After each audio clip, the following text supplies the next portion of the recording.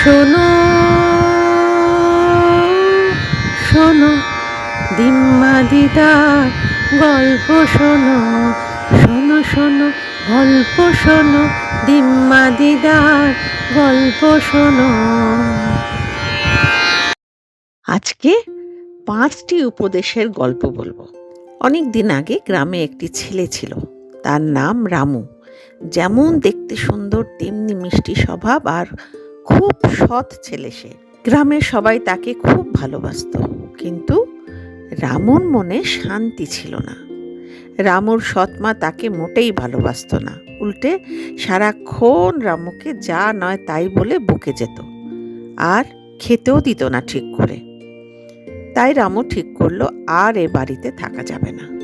সেই মতো একদিন ভোরবেলায় অন্ধকার থাকতেই জামা কাপড় একটা পোটলায় নিয়ে বেরিয়ে পড়ল।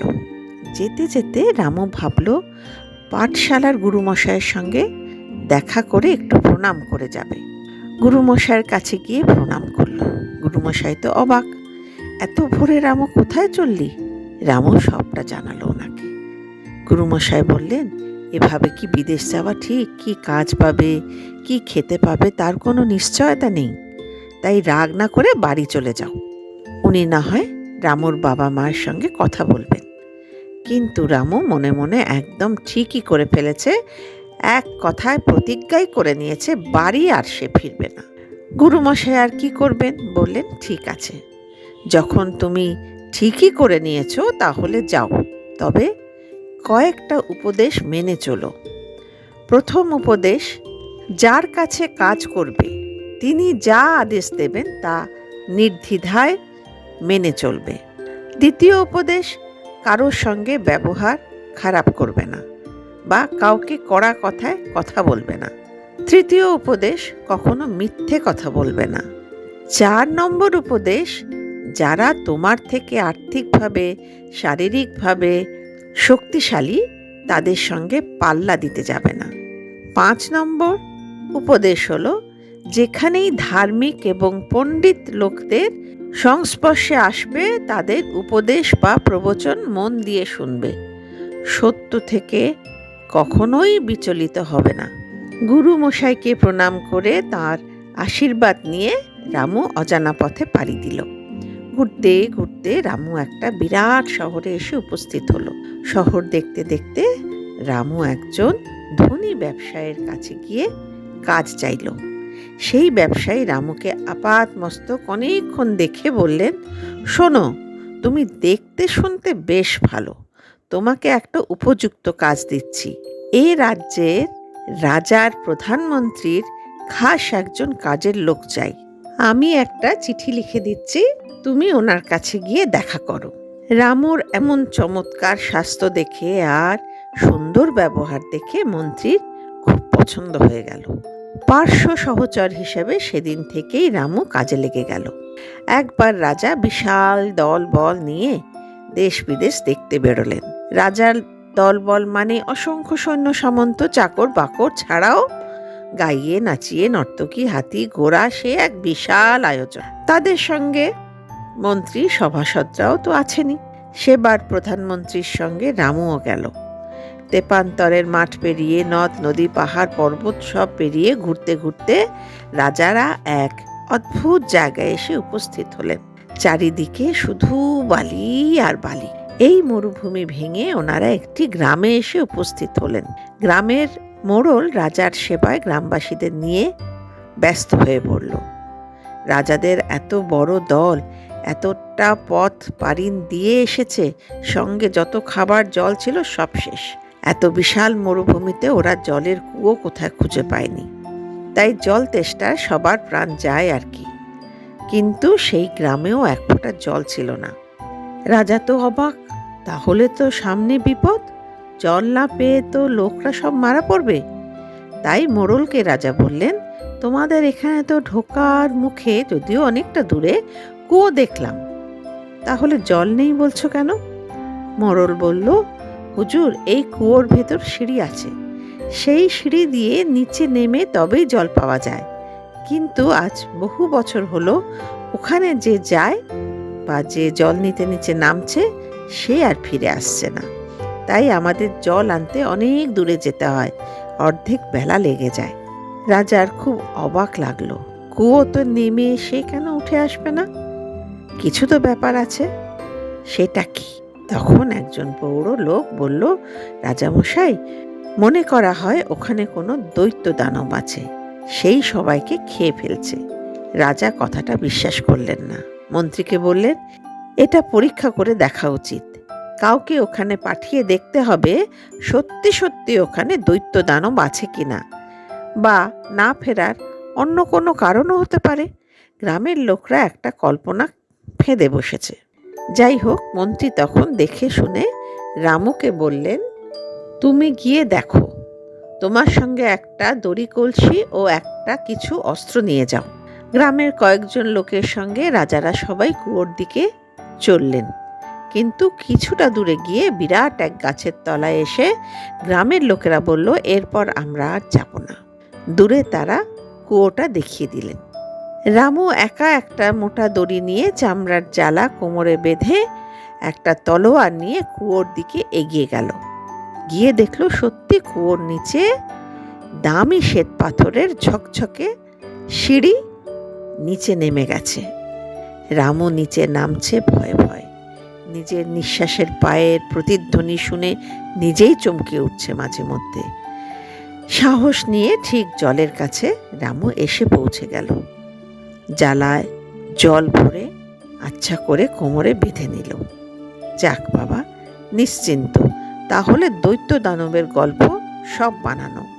এবার উপরে ওঠার পালা। কিছুটা ওঠার পরেই মনে হলো কি যেন একটা নড়ে গেল। যা দেখলো তাতে তো রক্ত হিম হয়ে উঠল। সে দেখলো একটা বিরাট দৈত্য তার পথ আগলে দাঁড়িয়ে আছে। দৈত্যটার এক হাতে একটা কঙ্কাল আর অন্য হাতে প্রদীপ। দৈত্যটা কর্কশ গলায় বলে উঠল, দাঁড়াও।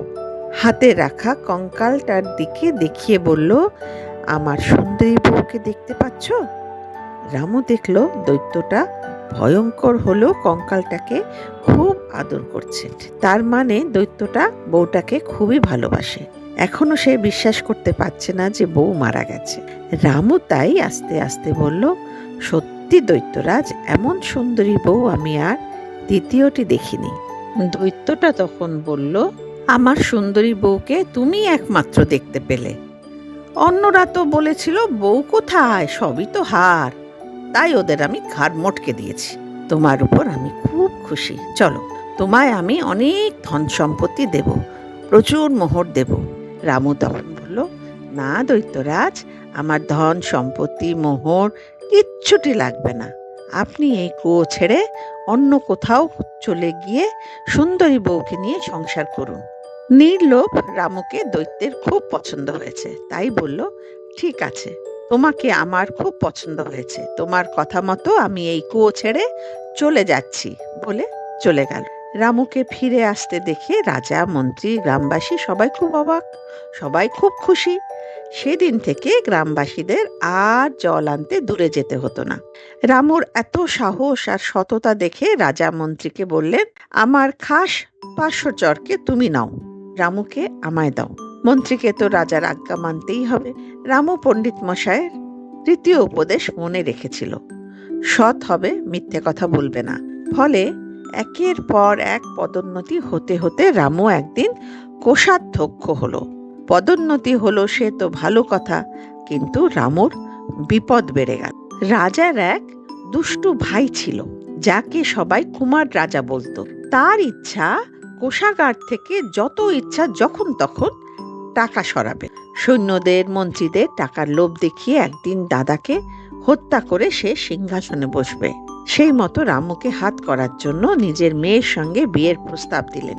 যে কোনো রাজপরিবারের জামাই হতে পারলে সবাই বর্তে যায়, কিন্তু রামু পণ্ডিত মশাইয়ের 4 নম্বর উপদেশটা মনে রেখেছিল, তোমার থেকে উঁচু শ্রেণীর লোকদের সঙ্গে পাল্লা দিতে যাবে না। সেই মতো রামু কুমার রাজার মেয়েকে বিয়ে করতে রাজি হলো না। কুমার রাজা দেখলেন এ তো ভারী মুশকিল, তাহলে তো আমি সিংহাসনে বসতেই পারবো না। রামুকে এই পৃথিবী থেকে সরিয়ে ফেলার পরিকল্পনা করতে লাগলেন। তাই রাজার কাছে গিয়ে রামুর নামে মিথ্যে মিথ্যে কথা লাগাতে লাগলেন। রামু খুব খারাপ, রামু ষড়যন্ত্র করছে রাজাকে সিংহাসন থেকে নামিয়ে দেবার, ইত্যাদি অনেক রকম। খুবই স্বাভাবিক, নিজের ভাইকে রাজা অবিশ্বাস করবেন না। তিনি রামুর প্রতি খুব বিরক্ত হয়ে ভাইয়ের সঙ্গে যুক্তি করে রামুকে হত্যা করার পরিকল্পনা করতে লাগলেন। ওদিকে কুমার রাজাও কান্নাকাটি করতে লাগলেন। বললেন, দাদা, এ তো আমাদের ভারী অপমান করলো, আমার মেয়ের বিয়ের প্রস্তাব ফিরিয়ে দিল, আমার খুব অপমান লাগছে। এই বলে কাঁদতে লাগলেন আর বললেন, ওর গর্দান নেওয়া উচিত, যতক্ষণ না ওর গর্দান নেওয়া হবে ততক্ষণ আমি জলস্পর্শ করব না। কিন্তু এই রাজ্যের মধ্যে হঠাৎ করে রামুকে মারাও ঠিক হবে না, প্রধানমন্ত্রীও অনেক প্রশ্ন করবেন। সেই জন্য ঠিক হলো কিছুটা দূরে একটা ছোট্ট দুর্গ তৈরি হচ্ছে, সেখানে কোনোভাবে রামুকে পাঠিয়ে সেখানে হত্যা করতে হবে। সেই মতো সেনাপতিকে বললেন, তুমি কিছু সৈন্য নিয়ে ছোট্ট দুর্গের যে কাজ হচ্ছে সেখানে চলে যাও। যদি কেউ ওখানে গিয়ে দুর্গ কবে শেষ হচ্ছে বা দুর্গ সম্বন্ধে কোনো প্রশ্ন করে, তৎক্ষণাৎ তার গর্দান নিয়ে নেবে। আসলে রাজামশাই সেনাপতিকেও বললেন না রামু সেখানে যাচ্ছে, তাহলে লোকে তো ছিছি করবে। যাই হোক, মানে সোজাসুজি হত্যা না করা হলেও একটা ষড়যন্ত্র করা হলো। সেনাপতির কিন্তু রাজার এই হুকুমটা অদ্ভুত লাগছিল, কিন্তু রাজার আদেশ, তাকে কোনো প্রশ্ন করা যাবে না। তাই যথা আজ্ঞা বলে সৈন্য নিয়ে সেই দুর্গের উদ্দেশ্যে রওনা হলেন। পরদিন ভোরবেলায় রামুকে ডেকে বললেন, তুমি ছোট দুর্গে গিয়ে দেখে এসো কাজ কতটা এগোলো, একটু তাড়া দিয়ে এসো। রামু রাজার কাছে বিদায় নিয়ে বেরিয়ে পড়ল। যেতে যেতে জঙ্গল পেরিয়ে একটা মন্দিরে ধর্মপাঠ হচ্ছে শুনে পণ্ডিত মশায়ের শেষ উপদেশটা তার মনে পড়ল। যেখানেই ধার্মিক পণ্ডিত লোকদের সংস্পর্শে আসবে, তাদের উপদেশ ও শাস্ত্রপাঠ শুনবে। তাই রামু সেখানে ঘোড়া থেকে নেমে হাত জোর করে চোখ বন্ধ করে বসে শাস্ত্রপাঠ শুনতে লাগলো। শুনতে শুনতে এত মগ্ন হয়ে গেল যে সে দুর্গের কথা ভুলেই গেল। ওদিকে কুমার রাজা খিদেতে ছটফট করতে লাগলেন। দিন পেরিয়ে বিকেল হয়ে গেল, এখনো সেনাপতি রামুর মুন্ড নিয়ে তো এলো না। শেষে নিজেই ছদ্মবেশে ছোট দুর্গের দিকে ঘোড়ায় চড়ে রওনা দিলেন। ততক্ষণে সন্ধে নেমে এসেছে। ছোট দুর্গে সেনাপতি সৈন্য নিয়ে সেই সকাল থেকে অপেক্ষা করছেন। কুমার রাজা গিয়ে দেখলো কয়েকজন কাজ করছে আর কয়েকজন দাঁড়িয়ে আছে। বিরক্ত কুমার রাজা বললেন, কি ব্যাপার, তোমরা এখানে হাঁ করে কি দেখছো? যাও তাড়াতাড়ি কাজে লাগো। এই কথা শুনে সৈন্যরা সেনাপতির দিকে তাকালো। সেনাপতির নির্দেশে মুহূর্তে অচেনা আগন্তুকের মুণ্ডুচ্ছেদ করা হলো। কুমার রাজা চালাকি করে ছদ্মবেশে এসেছিলেন, তাই তারা চিনতেও পারল না। সেনাপতি মুন্ডুটা একটা থালায় রেখে কাপড় দিয়ে ঢেকে রাজপ্রাসাদের দিকে ঘোড়া ছুটিয়ে চললেন। এদিকে রাজা সেনাপতিকে না দেখতে পেয়ে নিজেই খোঁজ নিতে বেরোলেন। একলা ঘোড়া ছুটিয়ে বনের দিকে গিয়ে মন্দিরের সামনে এসে দাঁড়ালেন। বাইরের ঘুরের আওয়াজে রামুর হুঁশ এলো। সেও তাড়াতাড়ি মন্দিরের বাইরে এসে দেখে রাজা। রামুকে দেখে রাজাও খুব অবাক হয়ে গেলেন। ওদিকে ততক্ষণে সেনাপতিও কাটা মুন্ডু নিয়ে ঘোড়ায় চড়ে মন্দিরের সামনে এসে উপস্থিত।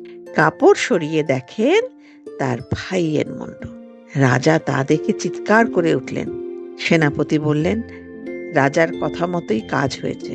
আপনি তো বলেছিলেন অচেনা কেউ আসবে, তাকে যেন আমরা মেরে ফেলি। তাছাড়া কুমার রাজা ছদ্মবেশে ছিলেন, আমার সৈন্যরা তাকে চিনতে পারেনি। শোকার্ত রাজার সন্দেহ হলো। ফিরে এসে প্রধানমন্ত্রীকে ডেকে সবটা জানালেন। প্রধানমন্ত্রী রামুকে ডেকে সব জিজ্ঞেস করলেন। বললেন, তুমি নাকি রাজার বিরুদ্ধে ষড়যন্ত্র করছিলে? রামু তখন কুমার রাজার ষড়যন্ত্রের সব জানালো।